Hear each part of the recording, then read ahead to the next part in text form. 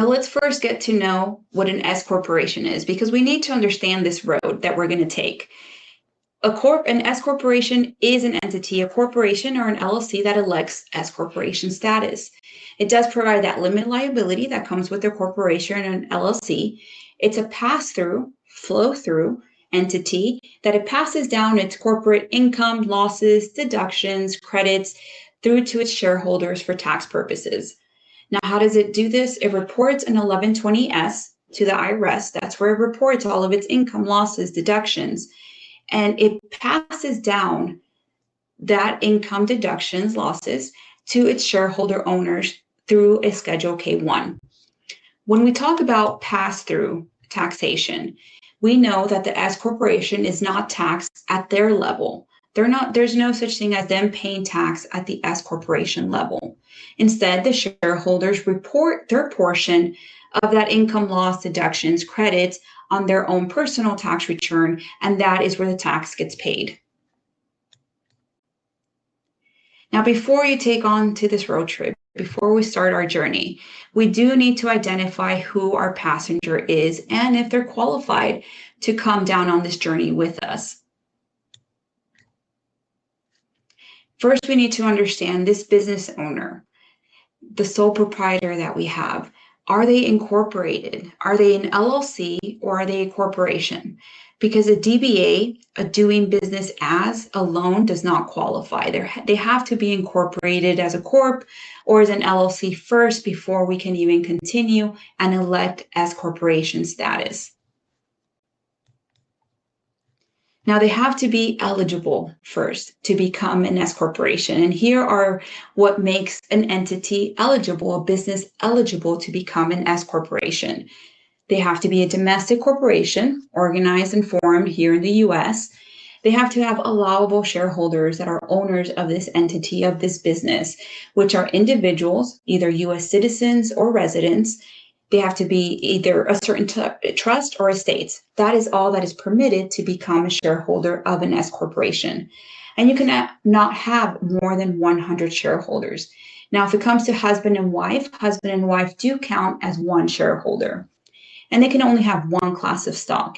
Of course, they can have different voting rights, but one class of stock. And I'll go over why that's important and what that means.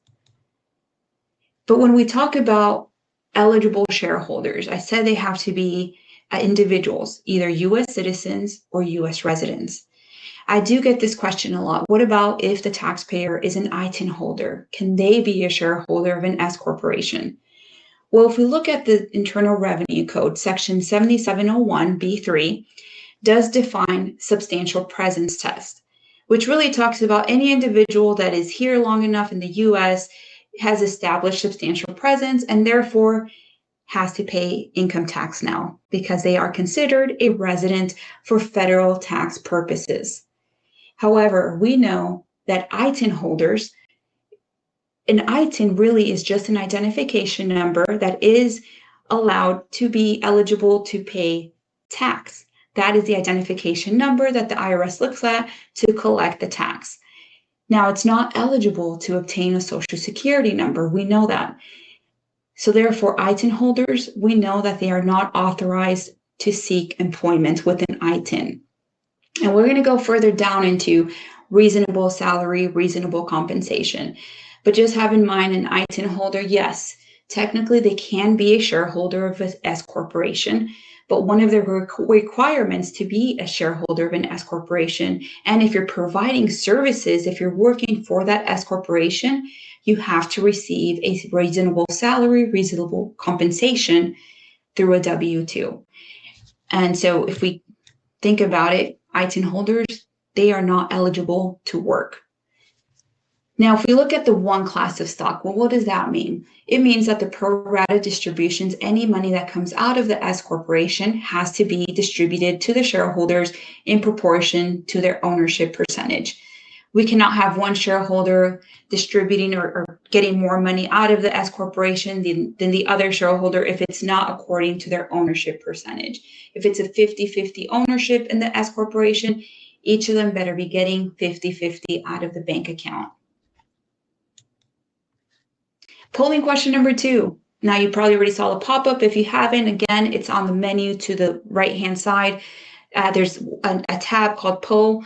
Polling question number 2, can a business that is solely a DBA, a doing business as, elect to become an S corporation? Yes or no? Go ahead and answer. It doesn't have to be the right answer. Give you a couple seconds as you search for that polling. Again, there is no submit button. Just select one of the answers.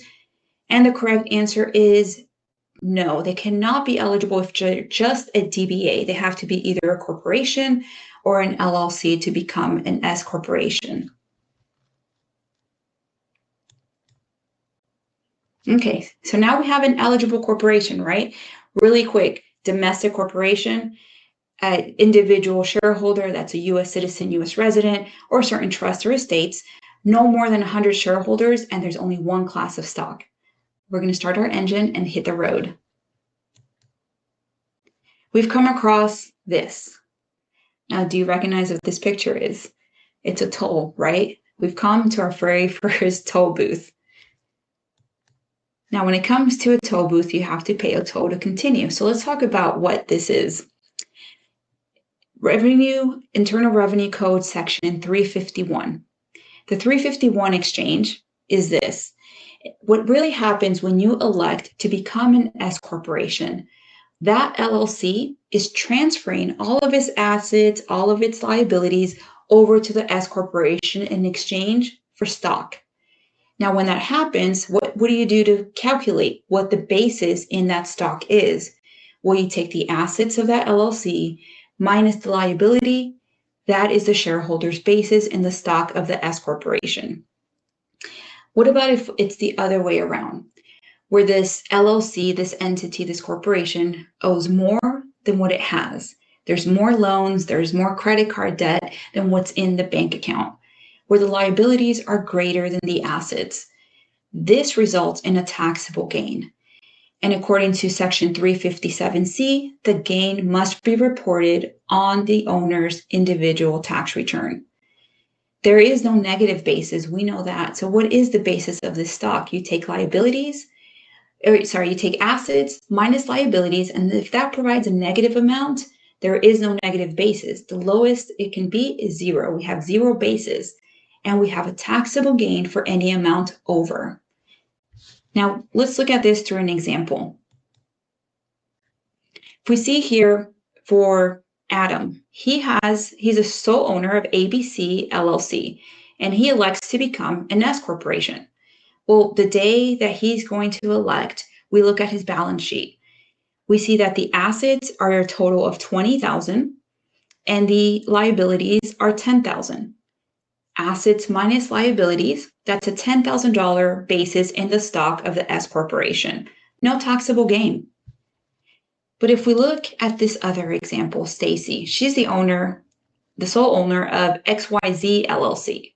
Let's look at her balance sheet right before we elect to become an S corporation.